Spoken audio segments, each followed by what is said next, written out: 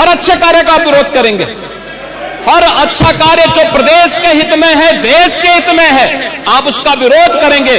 और मुझे लगता है इस प्रकार के विरोध की निंदा होनी चाहिए और हम इसका समर्थन करते हैं जो उत्तर प्रदेश की बोलियों को सम्मान मिल रहा है। मैं आपका धन्यवाद करूंगा और विधानसभा सचिवालय को इस बात के लिए धन्यवाद दूंगा।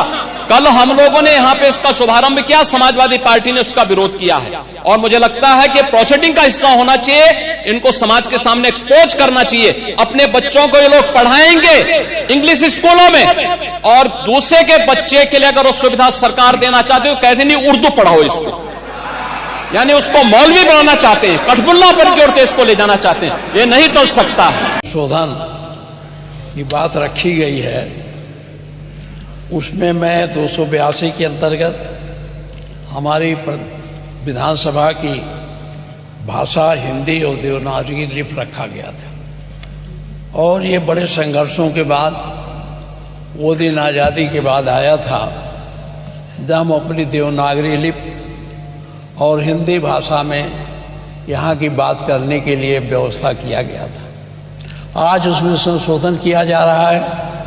मैं पूरे संशोधन के विरोध में नहीं, हम कल भी बात किए थे और आज भी बात फिर हम कर रहे हैं। हमारी जो स्थानीय बोली है उसको आप रखें, हमारे संविधान में भी है जो जिस भाषा में बोल सके, लेकिन अंग्रेजी हमारी भाषा नहीं है।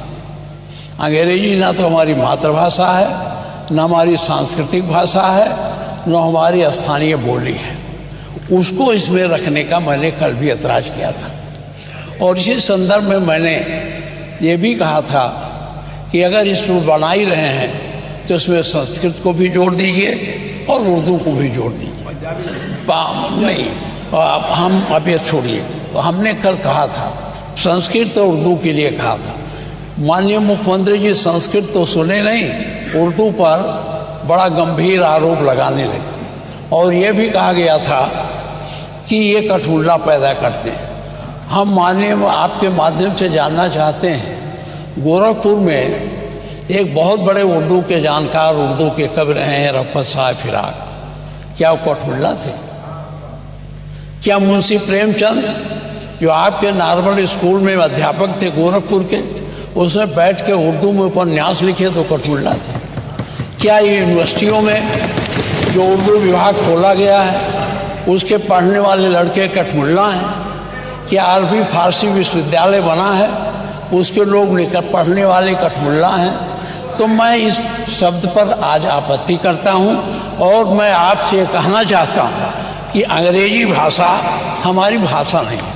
माननीय मुख्यमंत्री जी, आप चाहे जितना कहिए, यहाँ कोई बोलेगा तो जो सुन के आए हैं, ये जो कॉन्वेंटी लड़के हैं, ये जो अंग्रेजी मीडियम के लड़के हैं, वही समझेंगे इस भाषा को। गांव के लोग जो इसको देखेंगे उसमें कोई समझेगा नहीं। इसलिए मैं बहुत कानूनी दावपेच की बात नहीं करता, न मैं संवैधानिक बवाल करता हूँ। वो हमारा जो अनुच्छेद 348 है उसके बंधों का अधीन रहते हुए राज्य के विधानमंडल में कार्य राज्य की भाषा या राजभाषाओं में या हिंदी में अंग्रेजी में किया जाएगा।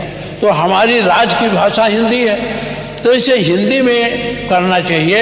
अंग्रेजी का कोई महत्व नहीं है। अंग्रेजी का मैं पढ़ने में विरोध नहीं करता, जिसको पढ़ना है अंग्रेजी पढ़े, वर्ड्सवर्थ का पढ़े, उनको शेक्सपियर के नाटक को पढ़े, हमारे वो जो और ग्रंथ हैं चाहे कीट्स हो, शैली हो, इनकी कविताओं को पढ़ो, हम उसके विरोधी नहीं हैं। संस्कृत अंग्रेजी का ज्ञान प्राप्त करना गलत नहीं है, लेकिन अंग्रेजी के माध्यम से हमारे इस विधानसभा में नई प्रक्रिया शुरू करना, मैं इसका विरोध करता हूं।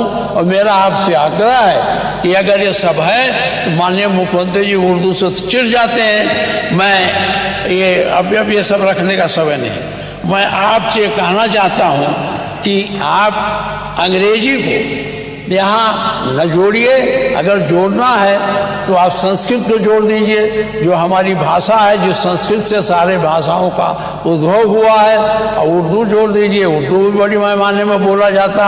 हमारा मुख्यमंत्री जी तो उर्दू पर नाराज हो जाते हैं कि इनका अपना एजेंडा है जो आप चलाना चाहिए। मैं इन्हीं शब्दों के साथ आपसे फिर आग्रह करता हूँ कि अंग्रेजी का विरोध मैं करता हूँ, और यहाँ अंग्रेजी का प्रयोग सदन में करने के लिए संशोधन में इसे न रखा जाए।